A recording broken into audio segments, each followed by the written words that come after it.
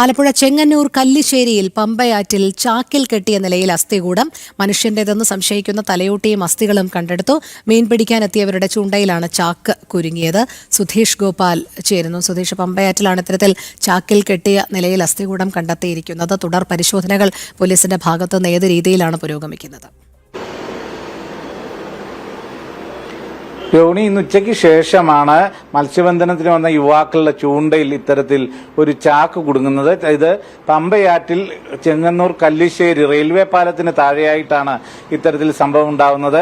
ആ ചൂണ്ടയിൽ നിന്നും മാറ്റി ചാക്ക് കരയ്ക്ക് എത്തിച്ച് പരിശോധിച്ചപ്പോഴാണ് അതിൽ അസ്ഥികൂടങ്ങളും അതോടൊപ്പം തന്നെ പട്ട് തുണി പോലത്തെ തുണികളും പൂജാ സാധനങ്ങളും അടക്കം ആ ചാക്കിൽ ഉള്ളതായി കണ്ടെത്തിയത്. തുടർന്ന് പോലീസിനെ വിവരം അറിയിക്കുകയായിരുന്നു. ചെങ്ങന്നൂർ പോലീസ് എത്തി പരിശോധന നടത്തിയ ശേഷം ഇത് വിദഗ്ധ പരിശോധനയ്ക്കായി ഫോറൻസിക്കിന് കൈമാറാൻ തീരുമാനിച്ചിരിക്കുകയാണ്. രോഹിണി, ശരി, സുധീഷ് ഗോപാലാണ് വിവരങ്ങൾ നൽകിയത്.